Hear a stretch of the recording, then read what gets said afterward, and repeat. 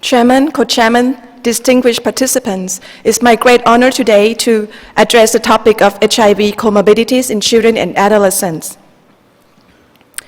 I received research funding from VIV Healthcare and Gilead via HIFNAT Thai Red Cross AIDS Research Center and have no direct financial relationships with any pharmaceutical organization.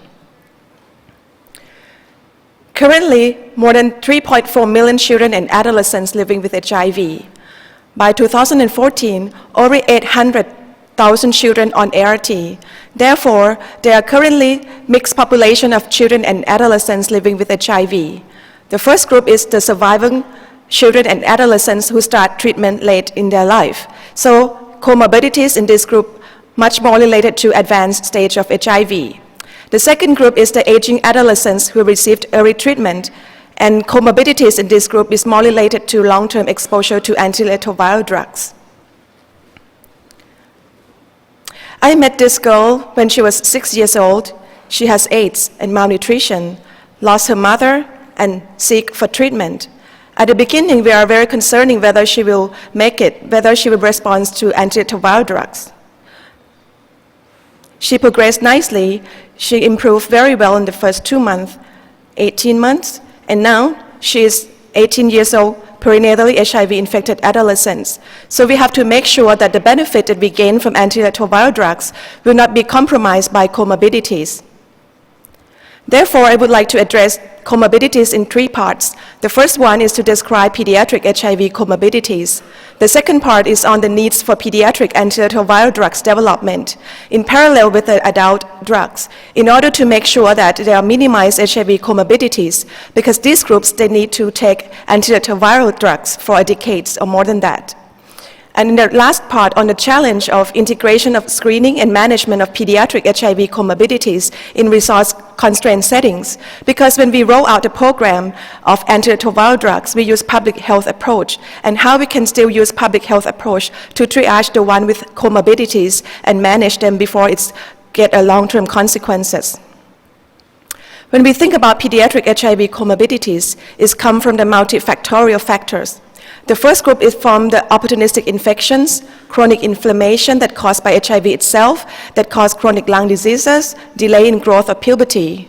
Or it comes from the antiretroviral drug toxicity, such as dyslipidemia or renal dysfunction. Or it's come from HIV co-infection, such as hepatitis virus, hepatitis B, hepatitis C, that related to liver cirrhosis.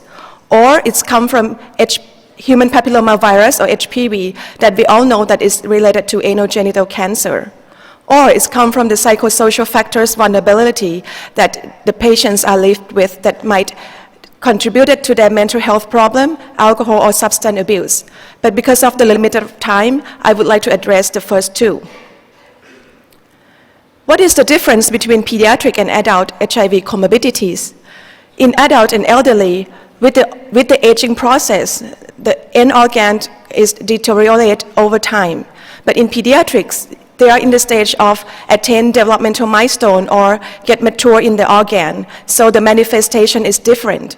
For example, for the renal problem, in pediatrics, the child might have persistent proteinuria or tubular dysfunction for a long time before lead them to have chronic kidney diseases or end-stage renal diseases. They are very rare to have cardiovascular disease events in children. However, they are collecting the risk factors such as dyslipidemia, hypertension, or insulin resistant that might cause the problem decades away. And also in pediatrics, when they are in the process of form their organs or have an accumulation of the bone density, with the chronic inflammation from HIV itself or from exposure to the drugs, might impair their bone density, and they start their life off with the low bone mineral density that might cause them have a clinical event of bone fracture when they are getting older. And also developmental delayed or impaired cognitive function. And if they start with that, and when they are aging and facing with the HIV-associated neurological disorders or dementia, it will more compromise their life. In July 2014, the WHO have a consultation meeting to prioritize what is the non-communicable diseases, or other words, comorbidities, that has a high priority in people living with HIV. The high priority including modification of antiretroviral drugs to prevent comorbidities, assessment and intervention on cardiovascular risk, address the growth and puberty delay in children and adolescents, and mental health screening. For medium priority, including screening for renal dysfunction, bone health in children and adolescents. And for the lower priority, including the address of co-infections such as detection or giving prevention or treatment. I would like to address the issues in the red box. Start off with the chronic lung diseases. The chronic lung diseases is quite common among HIV-infected adolescents in Asia and Africa because they meet with a repetitive recurrent infection. They presented with chronic cough, recurrent infection, clubbing of fingers, and have hypoxia. And this entity is different from lymphointerstitial pneumonitis. This is more attack on the airways. For the large airways, the child might have bronchiectasis, or small airways from the chronic inflammation of cytokines that make bronchiolitis obliterans. And these entities sometimes is not reversible after you get antiretroviral drugs. Or HIV-associated nephropathy or HIVAN, a child will presented with heavy proteinuria and rapid progression to end-stage renal disease. In pathology, it shows focal segmental glomerulosclerosis and tubular interstitial lesions. And this entity can be treated or reversed by the active antiretroviral therapy in combination with ACE inhibitors. In one cohort showing that after receiving this treatment, 80% of them have decline in proteinuria and about 1/3 of them can be complete remission. How about HIV-associated cardiomyopathy? A child will have dyspnea and heart failure. And if we do echocardiogram, we will see the impair of the left ventricular ejection fraction or dilated on the left ventricular dimension. Data from the US cohort showing that the prevalence of HIV cardiomyopathy is very high before receiving ART. Up to 44% of a child had cardiomyopathy and had heart failure. But in the recent cohort, when the patient received heart, the incidence is declined to lower than 4%. So this is the example of HIV comorbidities in pediatrics that can easily be addressed by early diagnosis and treatment. How about growth and puberty in pediatrics? These data show from the West African cohort that accumulated data for more than 2,000 children. And before receiving ART, about 50% of them have underweight and stunted. After 2 years of treatment, 70% can catch up on weight and height. But when we look into the details, in the graph, in the purple line, you can see that if a child received treatment after 5 years of age, the opportunity to catch up in weight and height is much significantly lower than a child who starts treatment early on in their life. For the puberty, ARROW study that collecting data in Africa showing that the growing adolescent have entered the pubertal stage 2 or 3 years delays comparing to the HIV negative patients. And luckily, they have a continued growth even in late pubertal stage 4 or 5, which have more time for them to grow or attain final height. How about neurodevelopmental outcomes in pediatrics? It's extremely important for them because the cognitive function will determine the ability for them to be able to taking care of themselves when they're getting older or affect the performance at school or at work. This slide shows in the cognitive function domain in pediatrics cohort in US and in Thailand. The normal score of IQ is 100, and the one standard deviation is still 85 to 100. And the median IQ score in these two cohorts significantly show that they have impaired neurocognitive function.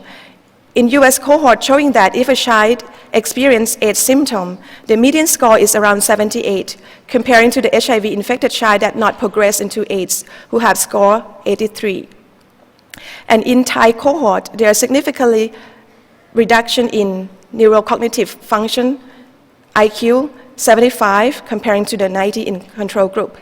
However, in the recent data from Africa, in the early cohort that the child start treatment in the infant, there are signals showing that if the treatment start very early on, when the brain is developed, it might not impair the neurodevelopmental outcome that much comparing to the older cohort that start treatment later in their life. And how about the bone health? A child usually accumulated bone mineral density during adolescent and young adult, and they reach peak bone mass around age of 20 to 25 years. Bone mineral density can be assessed by dual energy X-ray absorptiometry at lumbar spine. And if it's below -2 Z-score, which compared to the same ethnicity, gender, and age, it will called low bone mineral density. And this graph showing that the prevalence of low bone mineral density is ranged from 4 to 32% in different cohorts. And it shows that the children in middle-income countries like Thailand or Brazil has more problems on low bone mineral density comparing to the children in US or in Europe. And this might be explained by the more chronic inflammation that they receive ART later on in their life that might compromise on the low bone mineral density, or it might be because of the nutrition status or intake of the appropriate nutrition. And there are ongoing clinical research try to address whether if we supplement like calcium or vitamin D will help to improve the bone health in this population. And how about the cardiovascular disease risk? This information is come from the US cohort that have a unique interpretation that they calculate the aggregated risk of cardiovascular disease score using the P-Day score, which is the pathobiological determinants of atherosclerosis in youth. The higher the score is related to the chance to have cardiovascular disease risk in the future. In this cohort, they show that 12% of adolescents have P-Day score more than 4. And when we look into the details of what contributing these factors, it's showing that dyslipidemia is one of the problems that attributed to the cardiovascular disease risk score. 22% of children in this cohort had high HDL cholesterol. And the second one is on obesity. The prevalence is 13%. Therefore, if we would like to reduce the cardiovascular disease risk, we should focus on dyslipidemia. However, there is a challenge of management of dyslipidemia in pediatric HIV. We not exactly know what is the threshold to add pharmacotherapy. Should we use the LDL more than 190 milligram per deciliter? Or should we use LDL more than 130 milligram per deciliter due to chronic inflammatory disease that HIV accounted for? There are lack of clinical trial data to demonstrate the benefit of statin use in pediatric HIV. So most of the current guideline is referred to the general guidelines for cardiovascular and risk reduction in adolescents, and state that the statin might be considered to be used in children who have high LDL cholesterol when they are older than 10 years of age. But the statin is also have drug interaction. Another way to approach this is to have a better antiretroviral drugs that have more lipid-friendly profile. It means that we have to have more antiretroviral drugs available for pediatrics in order to prevent these complications. So what is the comorbidities related to ART? Everyone knows that the stavudine is related to lipodystrophy and metabolic syndrome, and now we are phased out the using of stavudine. But other drugs that we still use as a first line and second line still related to comorbidities, such as boosted PI that cause dyslipidemia or insulin resistance, or tenofovir that's related to renal tubular dysfunction. So how we can develop the better drug for pediatric population, lower toxicity, potent, and more importantly, affordable and available in resource-limited settings. This is an example of what we can do in the future to modify antiretroviral drugs to minimize comorbidities. With the current WHO guideline, in pediatrics at age less than 3 years, the first-line recommended first-line regimen is lopinavir-based treatment. However, it's not wise to continue protease inhibitor lifelong or start it since infant. So most of the guidelines try to or recommended to substitute lopinavir to, for example, in an RTI after a child has viral suppression or 2 to 3 years later. And for the adolescents, currently the recommendation is efavirenz plus tenofovir and 3-TC. But when we compare this with the adult DHHS guideline, the first-line pediatrics is now called as an alternative regimen in adults. And there are more drugs available for adults that have high efficacy and also low toxicity, such as integrase inhibitors. And what is the integrase inhibitors development in pediatrics? Right now, for example, there are dolutegravir, abacavir 3TC is approved for adolescent age more than 12 years. And there are ongoing study by the IMPACT group or PENTA group trying to address dolutegravir use in age 6 to 12 years and also strategic use of it in pediatrics population. Dolutegravir is already approved for age more than 2 years and have pediatric formulation, but the treatment is still twice daily. Therefore, it's really in need to have integrase inhibitors development for pediatric and adolescent population. And I heard that in the next WHO guideline, it will be addressed on the dolutegravir as a first-line regimen. And the second is on tenofovir, which is recommended as a first line. How about the other formulations such as tenofovir alafenamide fumarate or TAF, which has published data in adults that it's reduced in toxicity. They are recently presented in the pediatric workshop on the use of elvitegravir, cobicistat, emtricitabine, and TAF in adolescent, and it will be presented as oral abstract later on today. And briefly, it's showing that using the TAF, which is the prodrug of tenofovir, and was designed to metabolite intracellular and have more higher level in intracellular that can reduce the dose. For example, in adult, TAF is used only 10 milligram comparing to 300 milligram of tenofovir. The data in adolescents is similar to adult, that using TAF is caused lower problems on proteinuria or lower problem on bone mineral density decline. However, with this combination, it might have problem on pattern or availability in resource-limited settings. Therefore, another combination of TAF plus emtricitabine as an NRTI backbone is urgently needed, especially in resource-limited settings, and urgently need to have pediatric data available. And let's move on to the last part on the HIV service delivery and comorbidities. When we think about roll out the pediatric HIV program, we are focusing on how to diagnose, how to identify and treatment opportunistic infection, and how to prescribe antiretroviral drugs. But in the era to come, we have to provide or prepare healthcare providers the knowledge and skills to detect or manage comorbidities and organ dysfunction. And what is the proper management algorithms that can be used in real world in resource-limited settings? Can we develop the algorithm to identify patients with high risk of each comorbidity? Have a simple screening test to detect early signs and symptoms of HIV comorbidities and integrate it into the HIV services? Or how we can refer patients who have moderate or severe comorbidities to get proper treatment. For example, in Thailand, if a child has chronic kidney disease, it's very hard to find the services to provide dialysis or transplant for these patients. Therefore, it's urgently need to have the operational research, try to identify feasible services delivery models for resource-limited settings using public health approach. I would like to rest, for example, on detection of renal dysfunction in pediatric and adolescent HIV. This slide is quite busy, but the aim is to demonstrate of what is the prevalence of the renal dysfunction in pediatric cohort.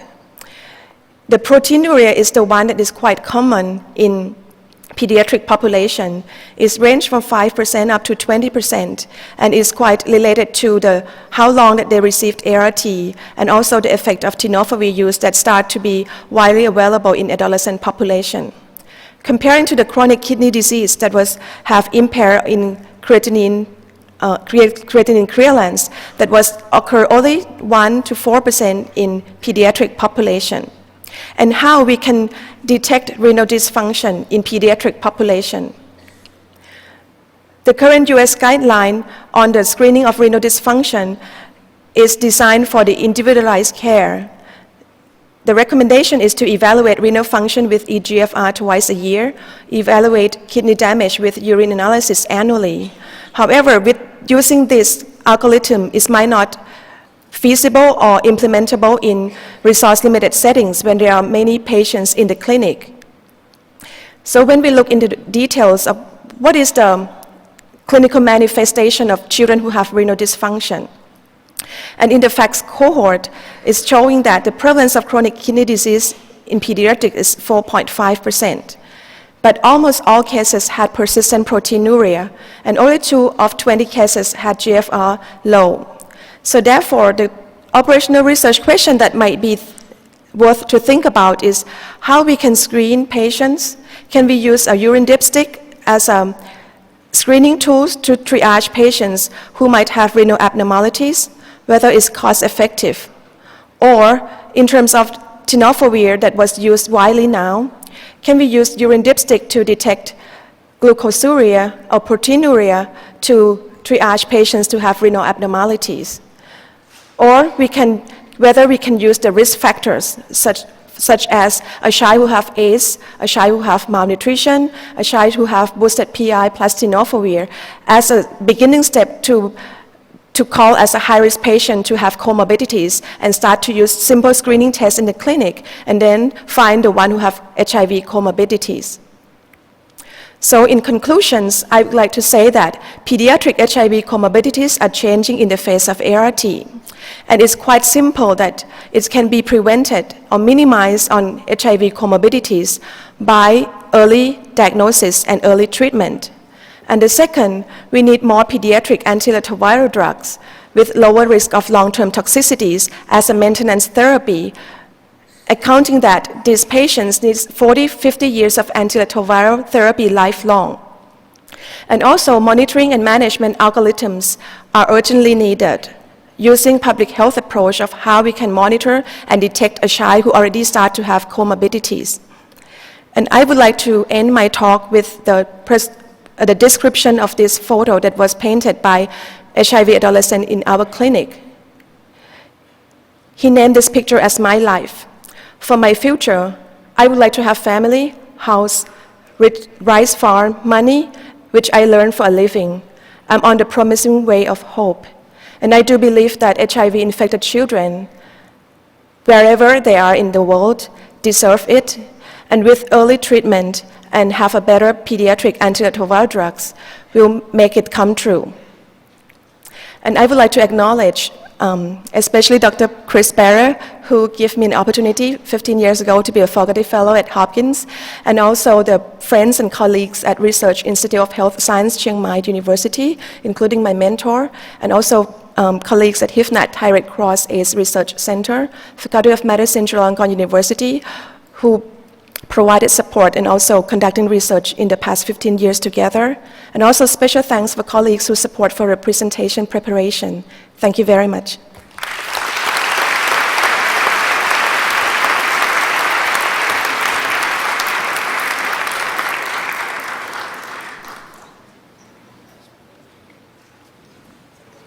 Before our last plenary presentation, we are pleased to welcome Dr. Linda Gale Becker to the stage to present the grant for the Collaborative Initiative for Pediatric HIV Education and Research.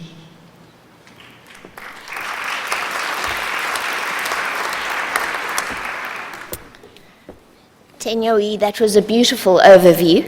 Pediatrics and adolescents remain a special priority for the International AIDS Society. And I'm just looking for our slides. The CIPHER grant program awards 2-year research grants of up to $150,000 to early stage researchers for projects that address priority research gaps in pediatric HIV in resource limited settings. So far, 9 grantees have been awarded